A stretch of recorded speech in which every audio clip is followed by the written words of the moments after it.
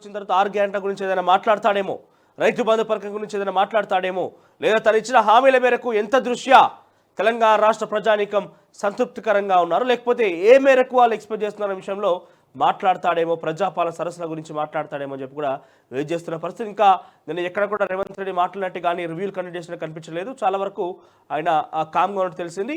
ఇక ఈ రోజు అయినా మాట్లాడతారేమంటే కూడా పెద్ద ఎత్తున అందరూ ఆశాభావం వ్యక్తం చేస్తున్నారు. ఇక నిరుద్యోగుల విషయానికి వస్తే టీఎస్పీఎస్సీ ప్రక్షాళన దిశగా ఇప్పటికే ప్రభుత్వం ప్లాన్ చేసి చైర్మన్ సభ్యులకు రాజీనామాకి ఆమోద ముద్ర వేసింది గవర్నర్.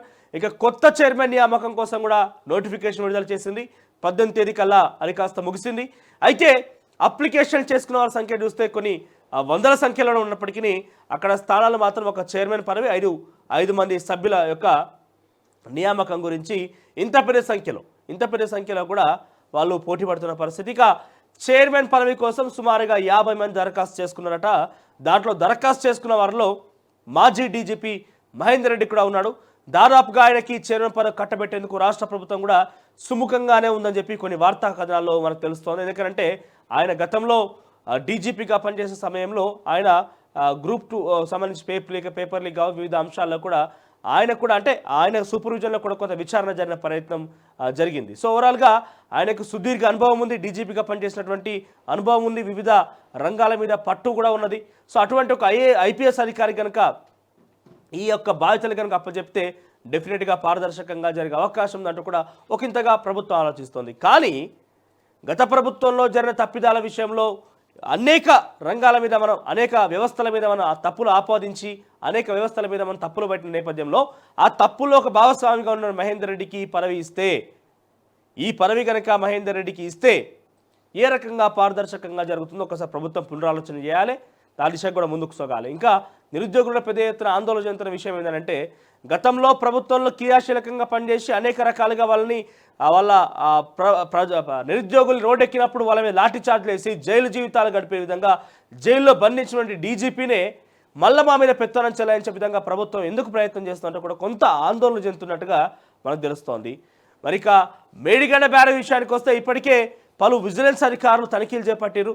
ఇక కష్టమే మేడిగడ్డ సంగతి, సుమారుగా 11 పిల్లర్లు కూల్చాల్సిందే అన్నట్టుగా నివేదికలు అందిస్తున్నట. నిన్న మధ్యంతర నివేదికలు అందించింది రాష్ట్ర ప్రభుత్వానికి ఆ విజిలెన్స్ అధికారులు. మరి ఏం జరగబోతోంది మేడిగడ్డ గురించి చూడాల్సి ఉంది.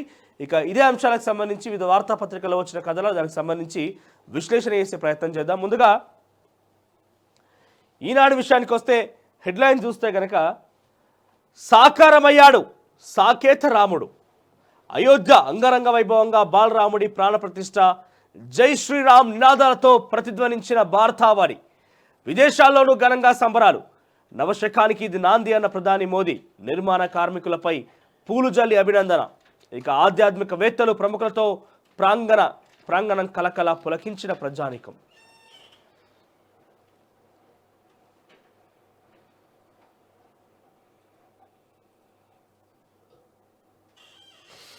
ఇక టీఎస్పీఎస్సీ చైర్మన్గా మాజీ డీజీపీ మహేందర్ రెడ్డి, ఆయనతో పాటు మరో 2 పేర్లు పరిశీలనలో స్క్రీనింగ్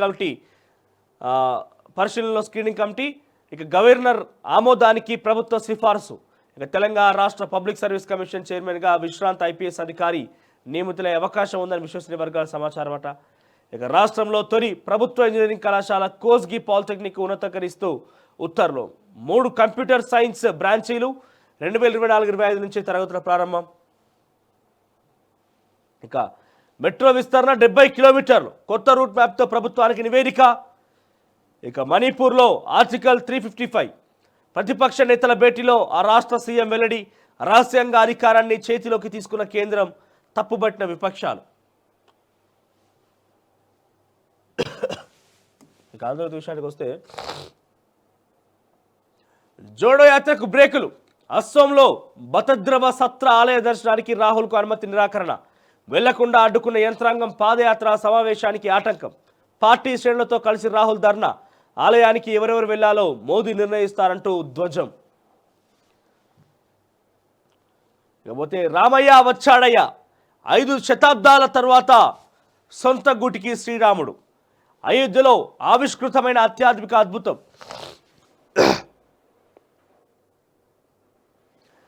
సాకేతపురిలో బాలరాముడి ప్రాణప్రతిష్ఠ, కళ్ళకు కట్టిన వస్త్రం తీసి కాటుక దిద్ది అద్దం చూపి నరేంద్ర మోదీ చేతుల మీదుగా చారిత్రాత్మక మహోత్సవం. తొలి హారతి ఇచ్చి దర్శనం చేసుకున్న ప్రధాని మోదీ అభిజిత్ లగ్నంలో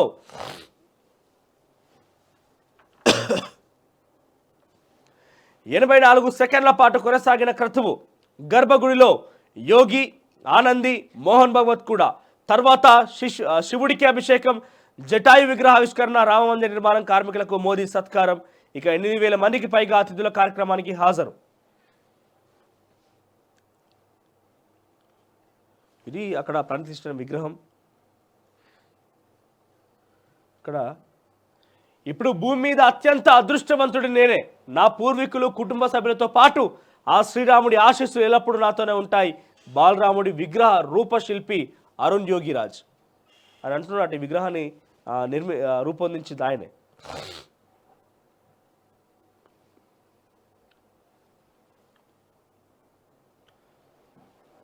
కాకపోతే మెట్రో 2వ దశకు ఓకే. విస్తరణకు రూట్ మ్యాప్ ఖరారు చేసిన ప్రభుత్వం 70 కిలోమీటర్ల మార్గం నిర్మించేలా ప్రణాళికలు. 29 కిలోమీటర్లతో నాగోల్ ఎయిర్పోర్ట్ కారిడార్. మైలార్దేవ్పల్లి నుంచి ప్రతిపాదిత హైకోర్టు వరకు, రాయదుర్గం నుంచి అమెరికన్ కన్సులేట్ వరకు.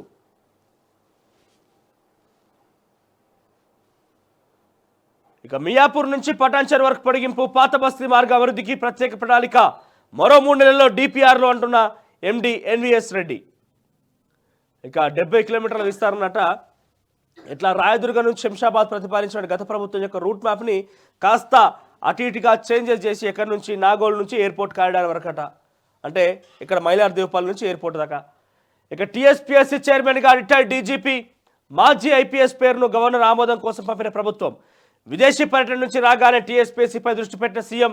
చైర్మన్ పదవికి 50కి పైగా దరఖాస్తులు, సభ్యుల పదవులకు 320 దరఖాస్తులు పరిశీలించిన సెర్చ్ కమిటీ. ఇంకా మేడిగడ్డ మేడిపండే. ఎందుకు మేడిపడాల్సి వచ్చిందంటే, మేడిపండు చూడు మేలిమయ్యి ఉండు, పొట్ట విప్పి చూడు పురుగులు ఉండన్నట్టుగా ఇక ఇప్పుడా కొద్దీ ఇలా పురుగులు మొత్తం బయటపడుతున్నాయట. బ్యారేజ్కి 3,625 కోట్లు, అవినీతితో 3,200 కోట్లు వృధా. అంటే వాస్తవం 400 కోట్లతో నీ బ్యారేజ్ కట్టచ్చట. అవినీతి చేసి 320 కోట్లు వృధా చేసిరట. ఇక 32 మంది అధికారులకు పాత్ర. బ్యారేజీ నిండా సమస్యలే, రిపేరు చేసిన నిరుపయోగమే. విజిలెన్స్ ప్రాథమిక అంచనా, త్వరలోనే మధ్యంతర నివేదిక. మరమ్మతులకు 500 కోట్లకు పైనే అంచనా వేసిన నిర్మాణ సంస్థ. 500 కోట్లు ఖర్చు అవుతాయి అట నిర్మాణం మళ్ళీ చేపట్టాలంటే, మరమ్మతులు చేయాలంటేనే. ఇక వెలుగు పత్రిక విషయానికి వస్తే, 500 ఏళ్ల నిరీక్షణకు తెరపడింది. కోట్లాది మంది భక్తుల స్వప్నం సాకారమైంది.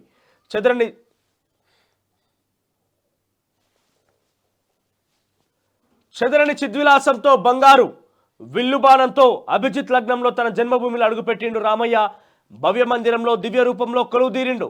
ఆ గడియ కోసం ఎదురు చూసిన ఎన్నో గుండెలు తన్మయత్వంతో ఉప్పొంగాయి. ఆనంద బాష్పాలతో నయనాలు హారతులిచ్చాయి. జగమంతా జై శ్రీరామ్, జై జై శ్రీరామ్ అంటూ మార్మోగింది.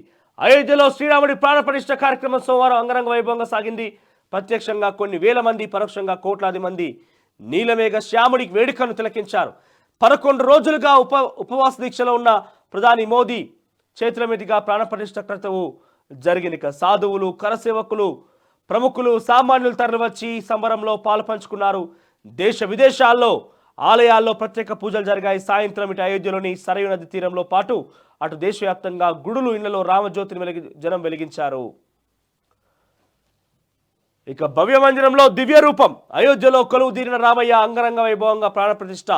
ప్రధాని మోదీ చేతుల మీదుగా క్రతువు నిర్వహించిన వేద పండితులు, వేలాది మంది ప్రముఖులు, సాధువులు, లీడర్లు హాజరు. రామనామంతో మార్మోగిన అయోధ్య. దేశ విదేశాల్లోనూ ప్రత్యేక పూజలు. దేశవ్యాప్తంగా రామజ్యోతి వెలిగించి దీపావళి చేసుకున్న భక్తులు. నేటి నుంచి భక్తులకు బాలరాముడి దర్శనం.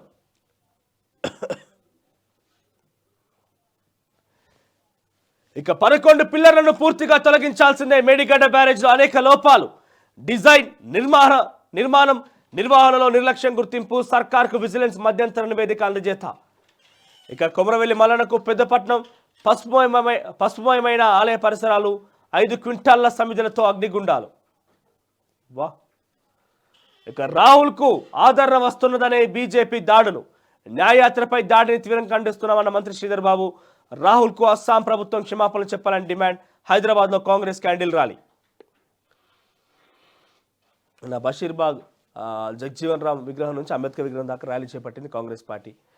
ఇక నేనేం చేశాను, నాకు ఒక్కడికే శాంతి భద్రత అడ్డొస్తాయా, అస్సాంలో ఆలయానికి వెళ్ళనీయకపోవడంపై రాహుల్ గాంధీ మండిపాటు, మద్దతుదారులతో కలిసి రోడ్డుపై బైఠాయించిన నిరసన. ఇది వెలుగులో ఉన్నటువంటి హెడ్లైన్స్. ఇక తెలుగులోకి చూస్తే పులకించిన అయోధ్యలో చారిత్రాత్మక ఘట్టం ఆవిష్కృతమైంది. యావత్ దేశం వేచి చూస్తున్న సుదీర్ఘ స్వప్నం సాకారమైంది. ఎన్నో శతాబ్దాల కల నెరవేరింది. వేద మంత్రాలు మంగళ వాయిద్యాల మధ్య అయోధ్య గర్భగుడిలో మధ్యాహ్నం 12:29 రామ్లల్లాకు ప్రాణ ప్రతిష్ఠతో పూర్తి చేశారు. అభిజిత్ లగ్నంలో ప్రధాని మోదీ శ్రీరాముడి విగ్రహాన్ని ప్రతిష్ఠించారు. గర్భగుడిలో మోదీతో పాటు RSS chief Mohan Bhagwat, CM Yogi Adityanath పలువురికి ప్రత్యేక పూజలు చేశారు. ఇకపోతే రాహుల్ గాంధీకి నో ఎంట్రీ. ఇక మా రాహుల్నే వద్దంటారా, మీకెందుకింత భయం, హైదరాబాద్లో కాంగ్రెస్ క్యాండిల్ ర్యాలీ. ఇకపోతే కాళేశ్వరంలో మెగా దోపిడీ నిజమే, విజిలెన్స్ విచారణలో సంచలన విషయాలు. మేడిగడ్డ అకస్మాత్తుగా కుంగలేదు. డిజైన్ నిర్మాణం నాణ్యత లోపాల వల్లే మొత్తం 11 పిల్లర్లకు డ్యామేజీలు. మరమ్మతులు చేసిన బ్యారేజీకి నో గ్యారంటీ. మొత్తం 3,200 కోట్ల రూపాయల ప్రజాధనం దుర్వినియోగం. ఇక గోదావరి పాలైందట.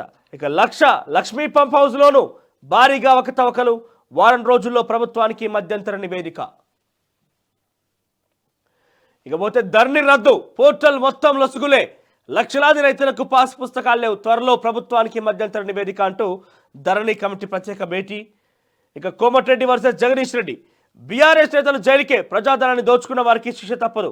కేసీఆర్ తర్వాత జైలుకు వెళ్ళని జగదీష్ రెడ్డి అక్రమ మద్యం అమ్మి జైలుకి వెళ్ళిన చరిత్ర అతనిది. మంత్రి కోమటిరెడ్డి వెంకటరెడ్డి ఫైర్. ఇక కోమటిరెడ్డి తాత్సారం కూడా కాదు, కాంగ్రెస్లో ఆయనే పెద్ద కోవట్టు. మంత్రుల్లో అసహనం పెరుగుతోంది. బీఆర్ఎస్ను చీల్చడం ఎవరి వల్ల కాదు. మాజీ మంత్రి జగదీష్ రెడ్డి కీలక వ్యాఖ్యలు. ఇక ఏపీ శ్మశానానికి తెలంగాణ పైసలు 10 లక్షలు ఇచ్చిన ఎంపీ బడుగుల లింగయ్య. ఇదేమి ఇంతనా, శ్మశానానికి 10 లక్షల రూపాయలు ఇచ్చినాడు బడుగుల లింగయ్య. మన్యం జిల్లా సాలూరు పట్టణంలో శ్మశాన వాటిక అభివృద్ధి. డిప్యూటీ సీఎం అడిగిన నిధులివ్వని అరకు ఎంపీ. అడిగిన వెంటనే పైసలు ఇచ్చిన తెలంగాణ రాజ్యసభ ఎంపీ. నిధుల విడుదలపై 2 రాష్ట్రాల్లో భిన్న వాదనలు. తెలంగాణ రాష్ట్రం రాజ్యసభ సభ్యుడు బడుగుల లింగయ్య యాదవ్ ఇక్కడ పైసలు తీసుకొని ఇక్కడ జీతం తీసుకుంటా, ఇక్కడ ఏమో సెంటిమెంట్ మాట్లాడి 10 లక్షల రూపాయలు ఏపీకి శ్మశాన వాటి కట్టేందుకు ఇచ్చినాడు. ఉత్త కాదు మళ్ళా. ఇక పక్కన స్మితాకు ఏం కష్టం వచ్చింది, Smita Sabharwal emotional tweet viral. గత ప్రభుత్వంలో నీటిపారుదల కార్యదర్శిగా బాధ్యతలు, ఫైనాన్స్ కమిషన్ సభ్య కార్యదర్శిగా బదిలీ. చర్చకు దారితీసిన స్మితా సబర్వాల్ ట్వీట్. ఏం కష్టం వచ్చిందో అంటూ ఆరా. ఇకపోతే నమస్తే తెలంగాణ విషయానికి వస్తే, అయోధ్యలో రామోత్సవం. కోవెలలో కొలువైన బాలరాముడు. అయోధ్యలో రంగరంగ వైభవంగా రామ్లల్ల విగ్రహ ప్రాణ ప్రతిష్ఠ. అభిజిత్ లగ్నంలో మహాక్రతువు. ప్రధాని మోదీ తొలి హారతి. 7,000 మందికి పైగా ప్రముఖుల హాజరు. హెలికాప్టర్తో పూల వర్షం. వెలిగిన రామజ్యోతి. ఆలయాల్లో ప్రత్యేక పూజలు. నేటి నుంచి భక్తులకు రామయ్య దర్శనం.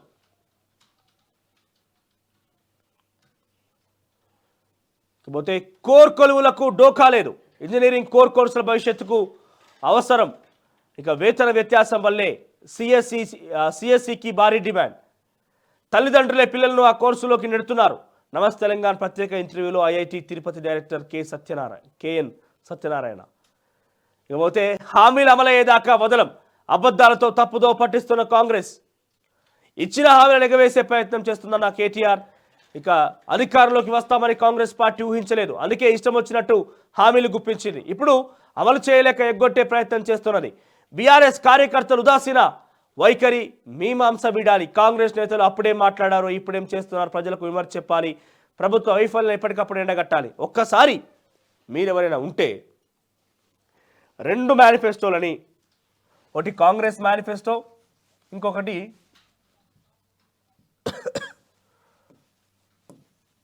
కాంగ్రెస్ మేనిఫెస్టో, మరొకటి బీఆర్ఎస్ మేనిఫెస్టో పక్క పక్కన పెట్టుకొని చూడరు, తెలిసిపోతుంది మీకు. వీళ్ళేం హామీ ఇచ్చిర్రు, తర్వాత వీళ్ళేం హామీ ఇచ్చిర్రు. వీళ్ళు 4,016 ఇస్తామంటే వీళ్ళు 5,016 ఇస్తాం. వీళ్ళు గ్యాస్ సిలిండర్ 500 రూపాయలు చేస్తామంటే వీళ్ళు 400కే ఇస్తాం. లేకపోతే వీళ్ళు ఫ్రీ బస్ పెడతామంటే మేము కూడా ఫ్రీ బస్ పెడతాం. ఇట్లా చూసుకుంటూ పోతే వీళ్ళకన్నా రెట్టింపే కదా మరి వీళ్ళు ఇచ్చింది. వీళ్ళకి ఎట్లా సాధ్యమయ్యేది అని అంటే వాళ్ళు ఇచ్చేవాళ్ళు కాదు కదా, ఎట్లా ఎగ్గొట్టే వాళ్ళే కదా. ఒకవేళ ఇచ్చినా కూడా దాంట్లో రకరకాల కండిషన్లు పెట్టి కేవలం బీఆర్ఎస్ పార్టీ నాయకులకి ఏ రకంగా ఇవ్వగలుగుతాం వాళ్ళకు మాత్రమే ఇచ్చే విధంగా ప్లాన్ చేసింది బీఆర్ఎస్ పార్టీ.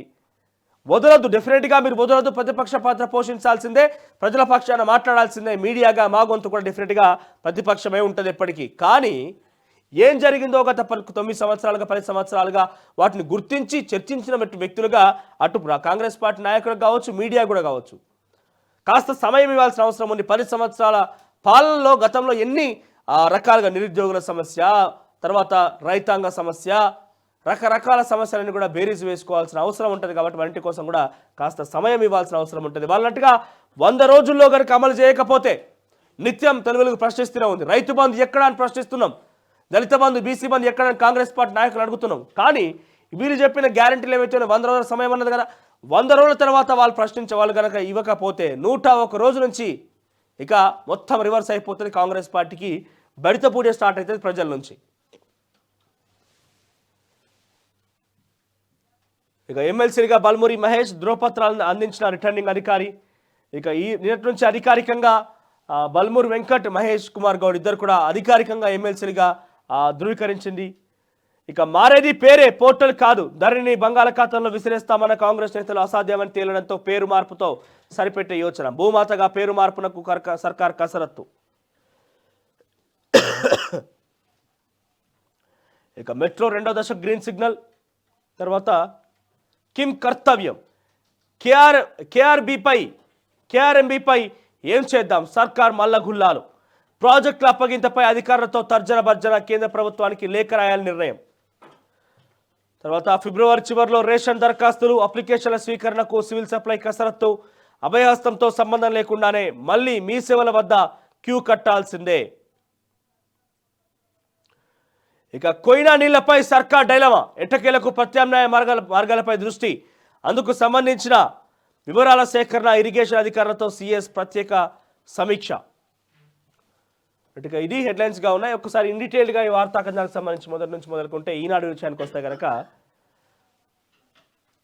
సాకారమయ్యాడు సాకేత రాముడు.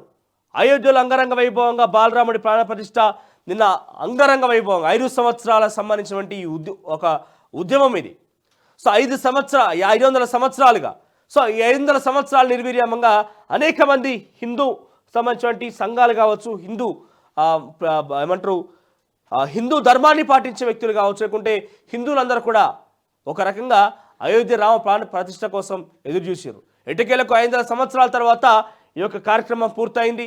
500 సంవత్సరాల తర్వాత బాలరాముడి విగ్రహ ప్రాణ ప్రతిష్ఠ అంగరంగ వైభవంగా ప్రపంచం మొత్తం కొనియాడే విధంగా యావత్ భూమి మొత్తం కూడా ఈరోజు నిన్న జై శ్రీరామ్ నాయలతో హోరెత్తించింది. కానీ ఇక్కడ బీజేపీ రాజకీయంగా మలుచుకోవడం అనేది సరిసమానంగా కనిపించడం లేదు.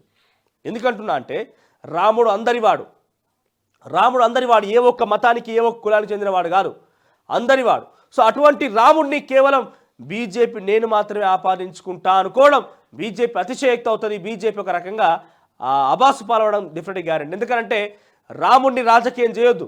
రాముడు ఒక పార్టీ వాడనో, ఒక ధర్మం వాడనో, ఒక కులం వాడనో, ఒక మతం వాడు కాదు, రాముడు అందరివాడు. సో ముఖ్యంగా నిన్న ఆ రామ ప్రాణ ప్రతిష్టకు సంబంధించి రామ్లల్లా విగ్రహ ప్రాణ ప్రతిష్ఠ తర్వాత పెద్ద ఎత్తున ప్రపంచం మొత్తం కూడా జై శ్రీరామ్ అన్నది. మరి హిందువులు కేవలం మన భారతదేశంలో లేదు కదా, ప్రపంచవ్యాప్తంగా కూడా హిందువులు ఉన్నారు. సో ఎక్కడున్నా కూడా హిందువులు మన కులాలకు మతాలకు అతీతంగా ముస్లింలు కూడా చాలామంది పాల్గొన్నారు, ముస్లిం పెద్దలు కూడా చాలామంది పాల్గొన్నారు. సో రాముడు అందరివాడు కేవలం బీజేపీ పార్టీ ఆపాదించుకోవడంలో ఇది చాలా వరకు అబాసు పాలే అవకాశం ఉంటుంది. బీజేపీ పార్టీకే ఇది ఒక పెద్ద గొడ్డలి పెట్టు. ఇకపోతే 2024 జనవరి 22న ఇది కేవలం తారీఖు మాత్రమే కాదు, కొత్త కాలచక్రానికి ప్రతీక. ఈ తేదీకి పరిపూర్ణ దివ్యత్వం ఉంది. కొన్ని వందల ఏళ్ల తర్వాత కూడా ఈ తేదీని ప్రజలు గుర్తుంచుకుంటారు. ఈ క్షణం కోసం కోట్ల మంది 100 ఏళ్లుగా నిరీక్షించారు. ఇన్నేళ్లకు మన స్వప్నం సాకారమైంది. శ్రీరాముడి ఆశీస్సులతో ఈ అద్భుత ఘట్టం ఆవిష్కృతమైంది. ఇకపోతే 7,000 మందికి ప్రత్యేక ఆహ్వానితులుగా ఉన్నారట.